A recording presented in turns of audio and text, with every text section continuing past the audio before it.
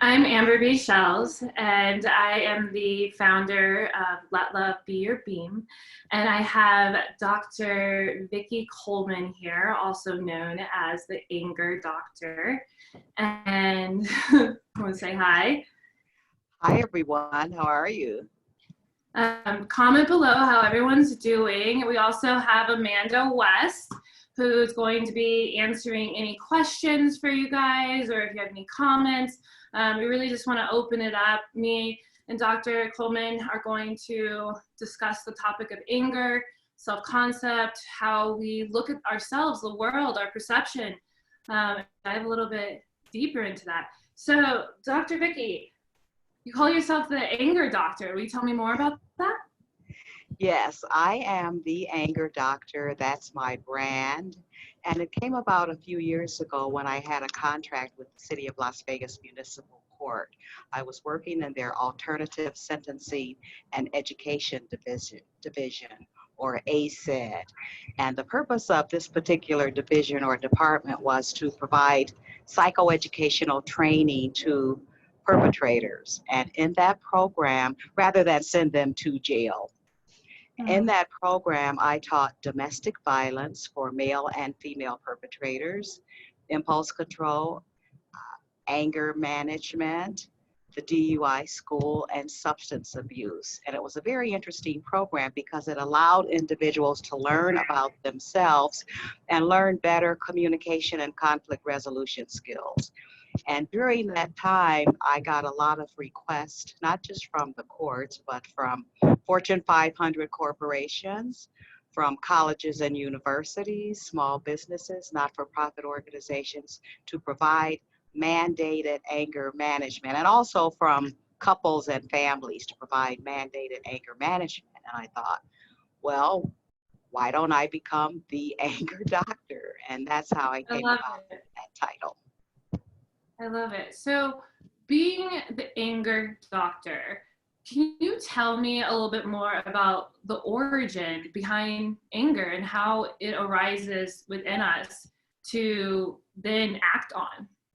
Well, I subscribe to the biopsychosocial environmental model. So anger could be learned. There may be some biological or physiological antecedents to anger. I think much of it, though, is that we don't learn, we in our society and globally, Amber, we don't learn conflict resolution skills. So for example, if one grows up in an environment where the mother and father or siblings or family members are yelling and screaming, arguing, or if they observe violence, then that is the model that has been learned in terms of how to resolve conflict as people become adolescents and young adults and into adulthood. And so I believe that much of it is learned and much of it is environmental. And because of that, I believe we can also unlearn, or better yet, learn more positive ways to communicate and more positive strategies and techniques for conflict resolution. So, if someone is angry and they describe anger as going red, as you can't see anything else because you are so submerged in the perception that you're holding on to. So what are some ways, or what can you do when you're seeing red and you can't really see outside that perception? Well, that's what you're talking about, is a physiological and psychological response. What I like to do is back it up. First of all, I want to acknowledge the person for being able to identify that particular behavior. And then I like to help the individual, commend them for seeking assistance, and help the individual understand the antecedents or triggers of anger, and then develop a specific plan. And I like to refer to the model that I use. Some have referred to it as my model of anger management, which focuses on self-concept development. Because when we know who we are, Amber, as we've discussed, we are then better able to respond to a particular situation. And anger is an emotion, and we need to be able to respond appropriately to all of our emotions so that we have a better, healthy lifestyle and live in a better environment. So if someone doesn't know they're not in a healthy environment, because I think that you've seen over and over, so people get so submerged. And so if they're not aware that they're in an unhealthy situation, or what I see a lot of people do as well is they think that that's normal. Yes, yes, that's what I was How do alluding. you maneuver through that when their world concept and of self and the world is one of fear and anger and anxiety?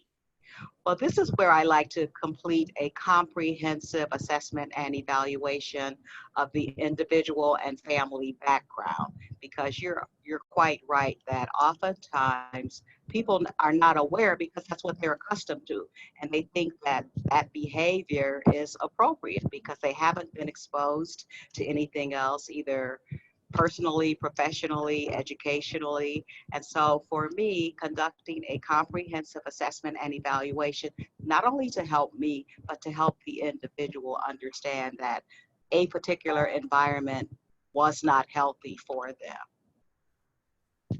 Yeah, and do you think there's a way also to train them to understand how they're feeling and know the opposite emotion from that, and do therapy or training on really owning kind of more the harmony feeling that we can experience versus the anger and kind of deprivation and lack?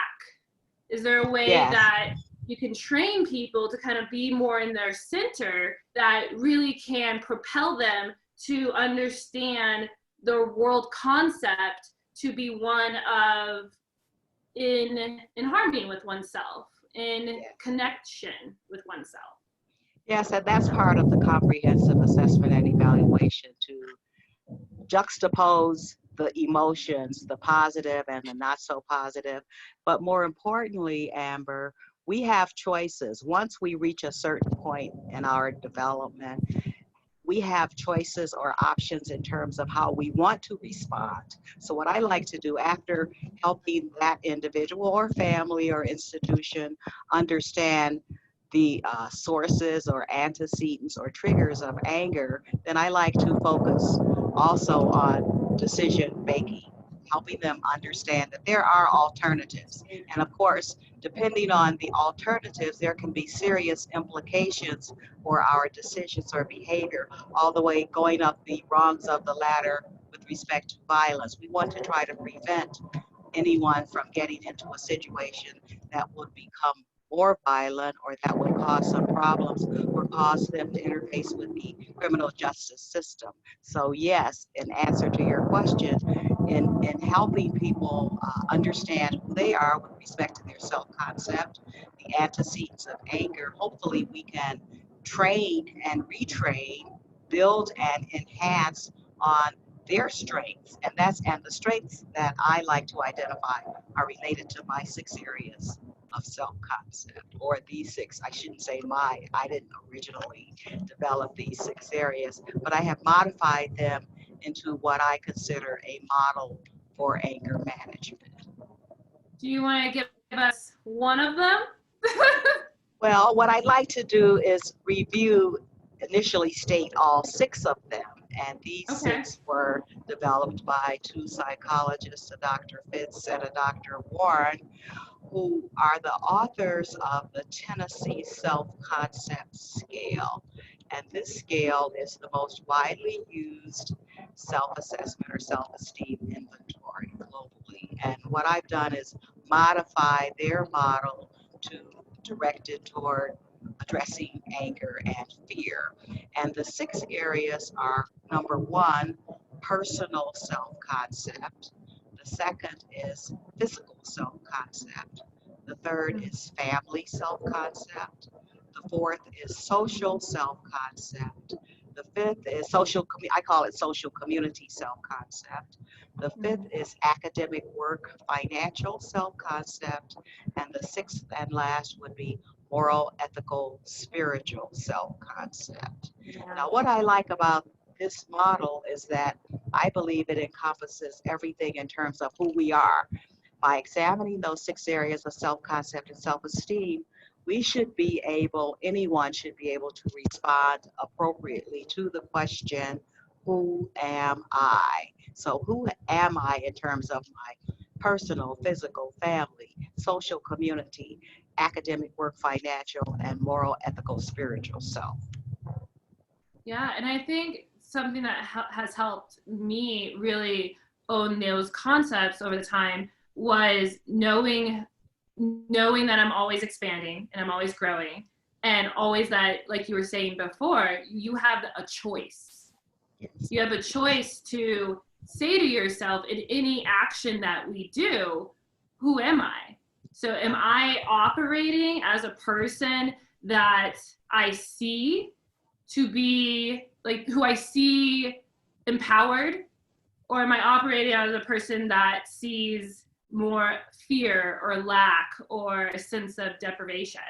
And you working with the criminal justice system, deprivation and seeing lack is huge on so many levels. Can you tell me a little bit more about your experience there and with self-concept? Yes, deprivation is probably an integral component or element of the criminal justice system, depriving people of certain basic rights. And I basically fundamentally agree with that particular perspective. However, as we're doing that, the purpose of the criminal justice system from my perspective is rehabilitation and education. Now, we all know there's some perpetrators that cannot be rehabilitated. We're talking about a significant mass, though, I believe, who can be rehabilitated with respect to education, psychoeducational programs, and knowing who they are. So by doing this, I like to present or propose information, because my experience with the criminal justice system is that many of the perpetrators lack basic information, basic communication skills. And another skill I like to focus on, Amber, is decision-making skills. And I frequently ask this question, has anyone ever had a course in decision-making? Very few of us have.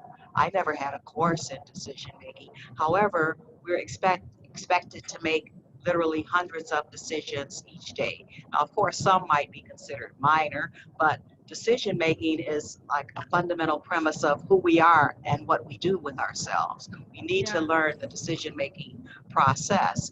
And many people, when I talk about decision making, they don't realize, because of lack of information, that they have alternatives to with respect to behavior and how they will respond to any particular situation. Now, you mentioned a term that I would like to further discuss, and that's empowerment. Many people lack empowerment. They feel they have no power or control. And related to that, I believe, is assertiveness. I believe that we all should stand up for ourselves and our rights without infringing on the rights of others. Now, we can learn to do this. It's not something I don't think is innate. It's not something that just happenstance. I think we can learn how to empower ourselves. And by feeling good about ourselves, by learning more about those 6 areas of self-concept, that to me is the first step toward empowerment. Once we're empowered and have information about how to make decisions, how to resolve conflict, that is the true empowerment, that we know who we are, we understand who we are, we understand what that means in the global economy, we understand in terms of how to interface with other individuals with respect to conflict and conflict resolution, then we're going to be more healthy. So I really like to focus on how can I help people become empowered?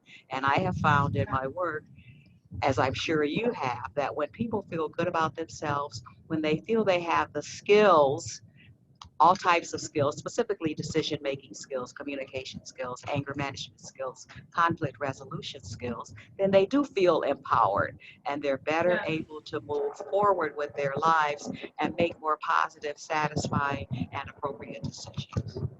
Yeah, and talking about moving forward with their lives by feeling empowered, what are some things that empowerment, and I believe that when it comes to business, we are always in business for ourselves. You Yes, know, we are yes. always showing up from those concepts that you just mentioned. We're always, how we identify with those things are always forms of showing up for ourselves and being empowered. So going from that, from that, how do you, in a business setting, still hold those principles and those models to empower yourself to take it into the world which might not be as empowered?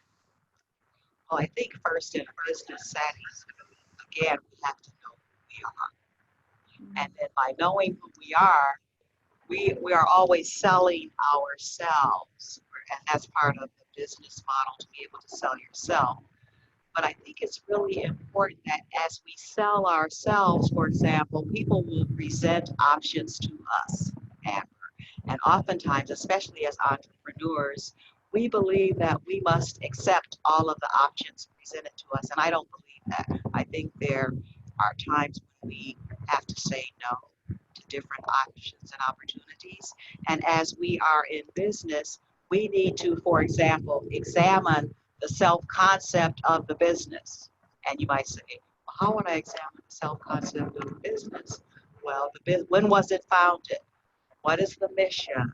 What are the values and core beliefs? What is the personal self-concept of the business? The physical, those 6 areas can also be applied to business. And one might say, well, how am I going to do that? There, for most businesses, there is literature written about the business. You can ask for the annual report. You can do an information interview to interview the business prior to getting involved. So I think we have to accept responsibility and not just allow people to present information to us that we feel we have to accept. For example, with respect to information, we all use technology. And we know that there's a lot of information out there about any given topic, which is great. Amber, however, I believe that half of the information on the internet is not true, or at least it's partly true and partly false. So we have to take responsibility and vet these businesses, vet the people that we're going to engage with.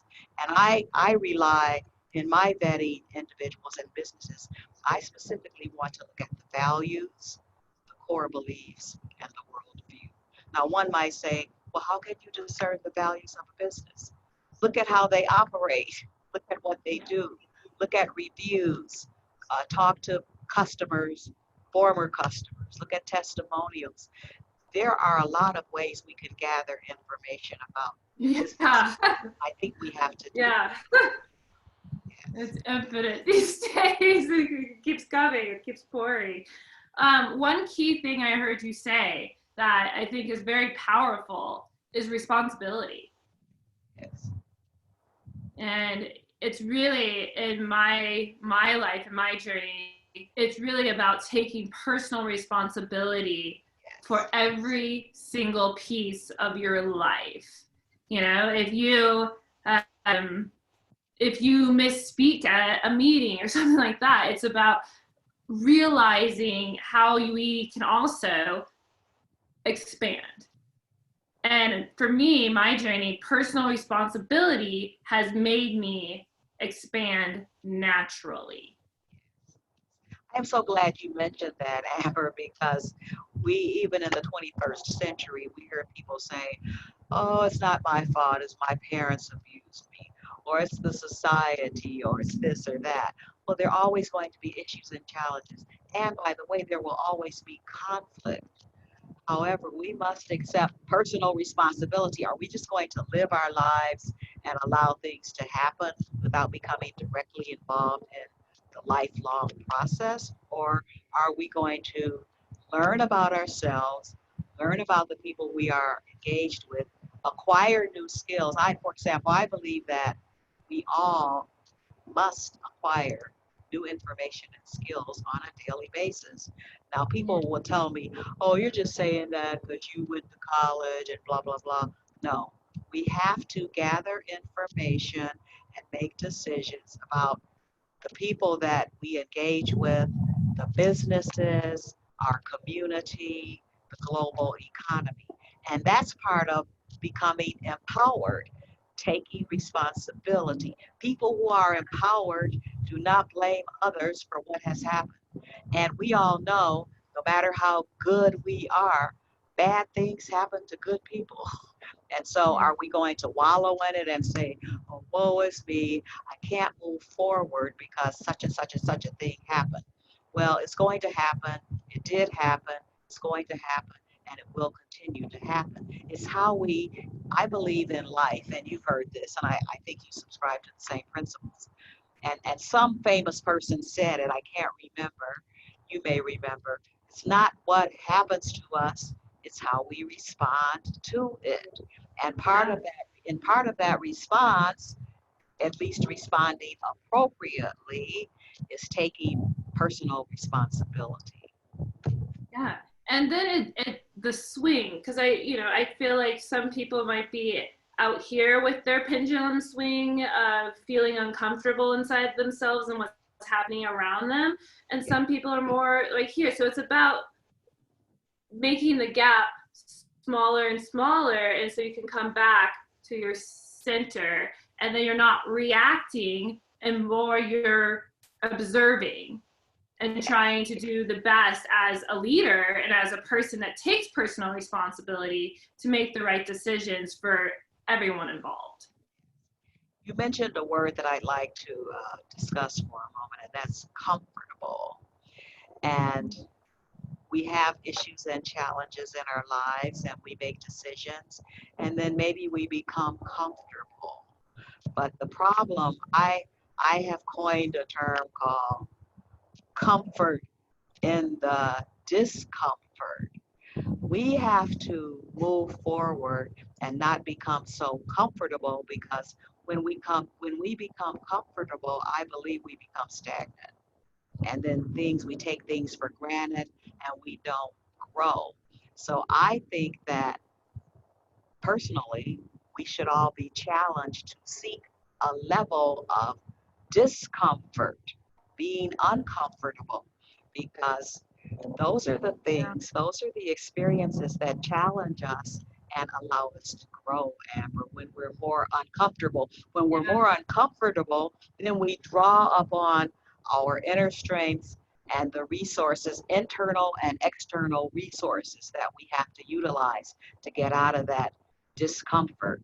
And Or so even, as you could probably relate in business, you get uncomfortable quite a bit because you're always learning.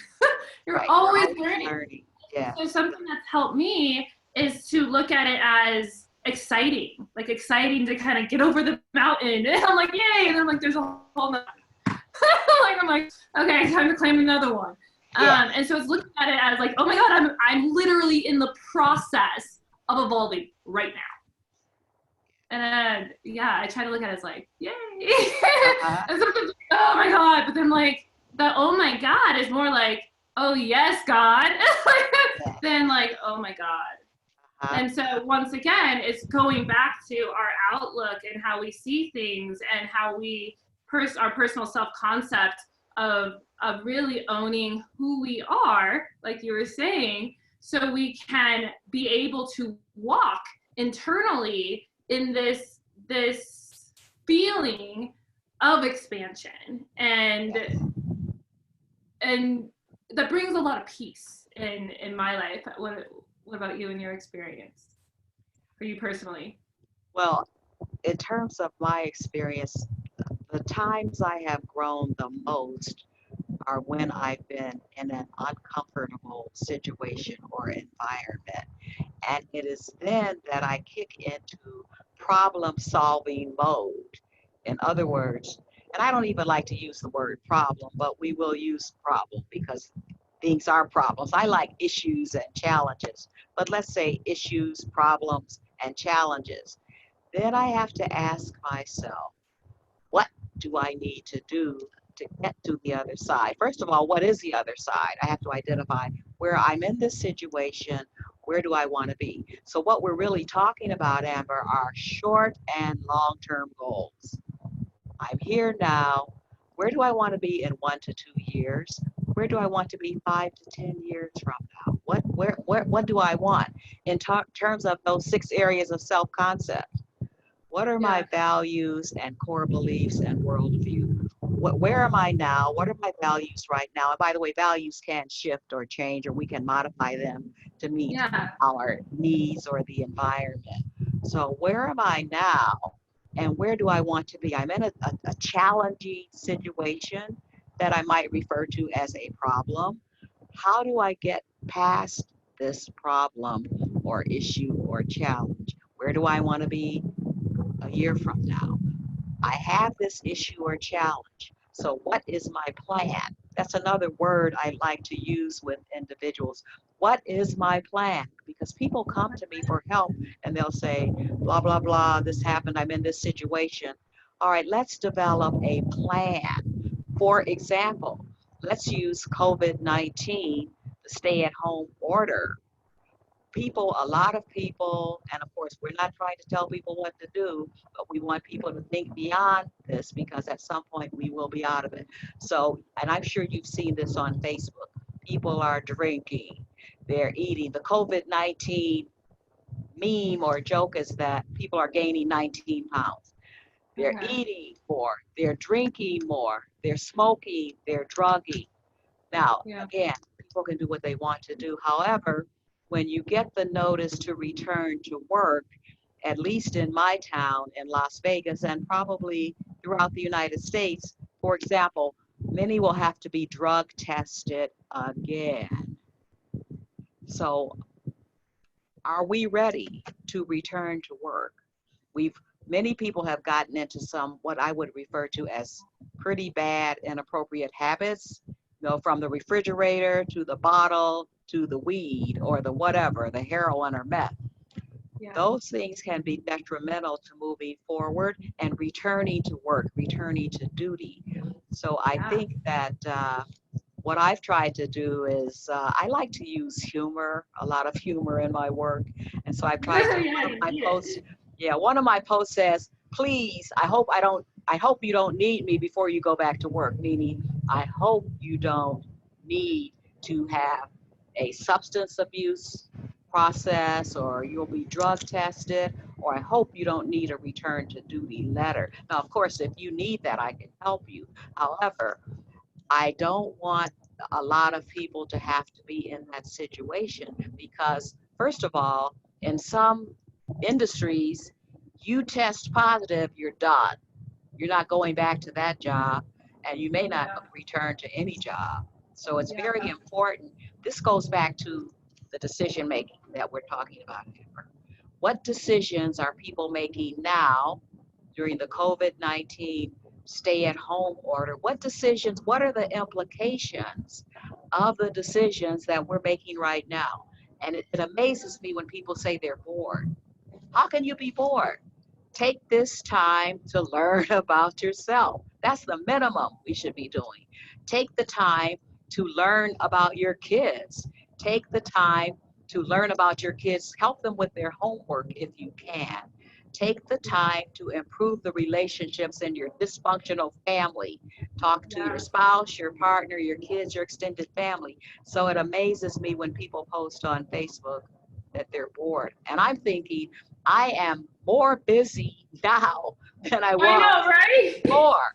It's like I am so busy and I still have a list of things that I want to do and need to do. So it amazes me that people are bored because take this, and people were saying, well, I'm at home, I don't have enough money. Well, you maybe you have unemployment, maybe you got the check or the direct deposit. I don't know.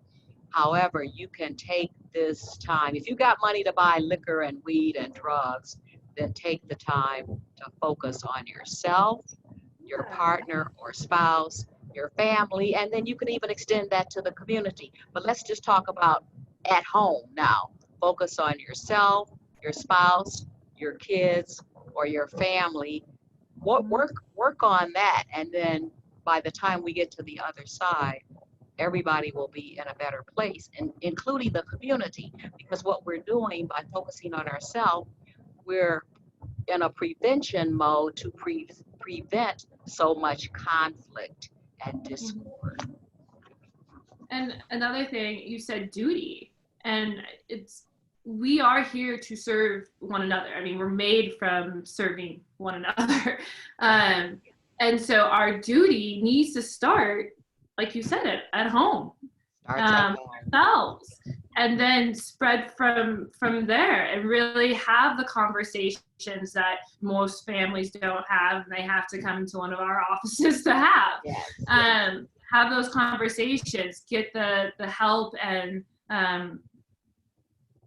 heal, and really figure out how and what that looks like. And another thing that I run into, there's people that like the idea of healing, they like the idea of help, but they're not really to actually face themselves to feel what it is to transform.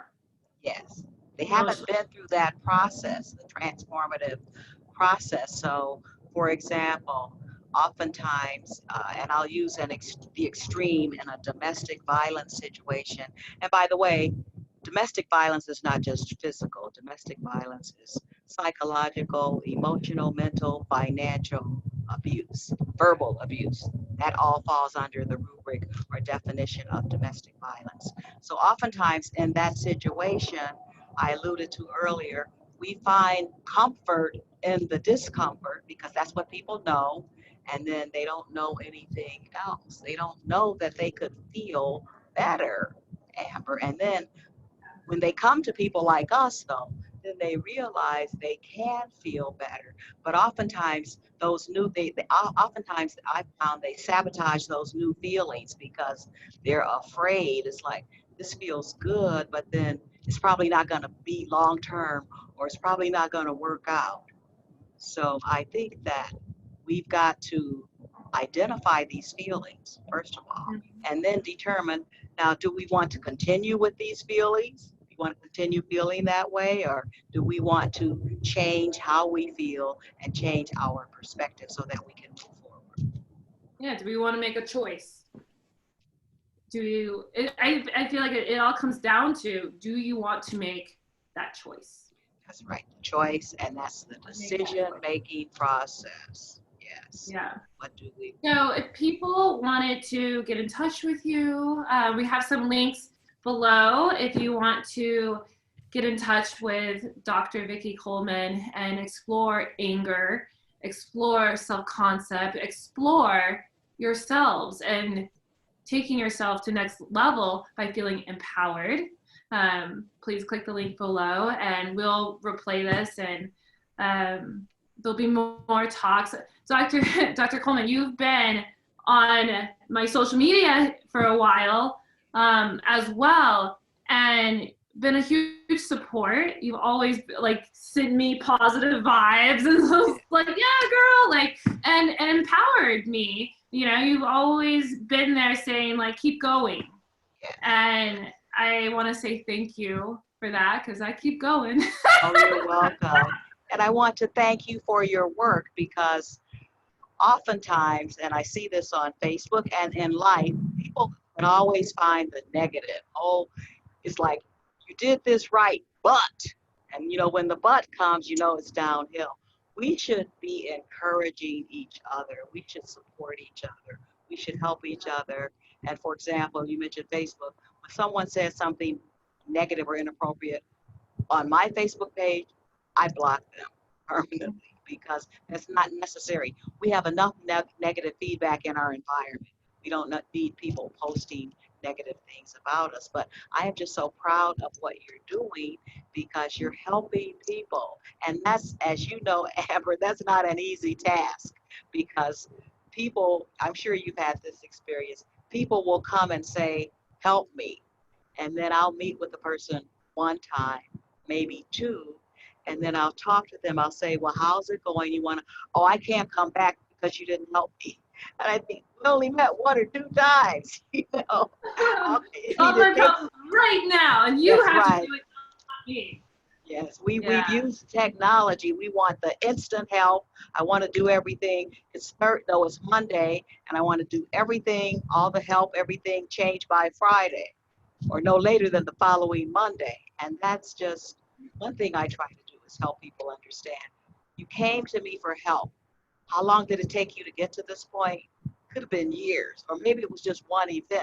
But the point is, it's going to take, I like to work with people at least 3 months or 12 weeks or a quarter, however you want to define it, because I think in a 3-month period of time, we can affect change and we can see change in the person and in ourselves. But I don't want to work with anyone just one time because it's a sabotage and sabotaging the therapeutic process or the Well, yeah, I mean, because there has to be trust that's developed, there has to be goals that are set. There, I mean, right. it's a process to really try to dive deeper into the human that is experiencing the discomfort and the pain to see where they can release, or you got to dive a little deeper into the psyche. And one thing I love that Let Love Be Your Beam does, is we also work on the body. So we also do yoga, and it's not necessarily the traditional, I mean, there's so many practices of yoga and traditions out there, but it's not just like the commercialized yoga. It's not just downward facing dog. Right. There's a whole world there. And so we also bring in yoga instructors that are pretty seasoned and work with the body as well. I like to marry the two the Yeah, two concepts. I think I hear you saying, and we would agree, it's the body, the mind, and the spirit. They must be in sync.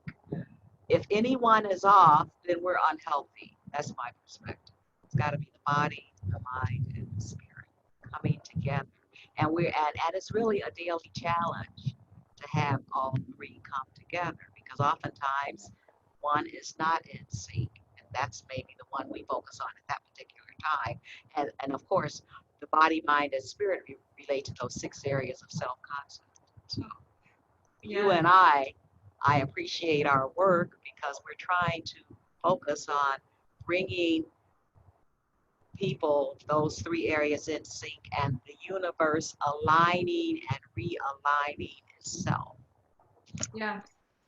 And the alignment, yeah, that's what you said, which is harmony. It has so many different words, and it's what we, in our own self-concept of what that means to ourselves, so we can feel empowered, because that's what that brings.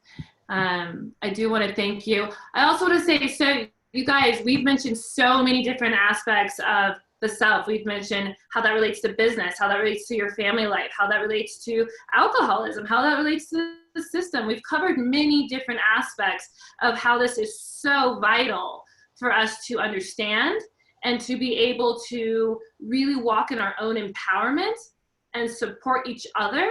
And in return, by supporting each other, we really are letting ourselves evolve into that harmony, into that peace, into that self-concept of knowing who we are. So do you have anything you would like to add to that, Dr. Coleman? Just say, I agree with everything you've said, Amber, and take this time to think about who we are. Ask yourself the question, everyone, who am I? And in asking that question, that the next step is to find out who we are. So thank you for the opportunity. Yeah. And then I also wanted to say, on Let Love Be Your Beam's Facebook page, Dr. Coleman also has a Facebook page, so we'll put the links below. And on Let Love Be Your Beam's Facebook page, we do dive into teachings, techniques of how to train your mind. So you can train your perspective to be in alignment with yourselves. And I know that Dr. Coleman also does webinars and teachings on anger, and just teaching people, like I said, being of service. Thank you so much for the Thank you. opportunity, and I really appreciate it. And I look forward to working with you again. Yeah, me too. And I can't wait till you come to my annual event. I was Yes. so bummed that I had to postpone it, but it's coming. And it's gonna be It is. it's gonna be a boom. Yes. Thank you, Dr. Coleman. Thank you. Bye-bye. Bye. Bye-bye. Bye, Amber. Bye, everyone. Bye.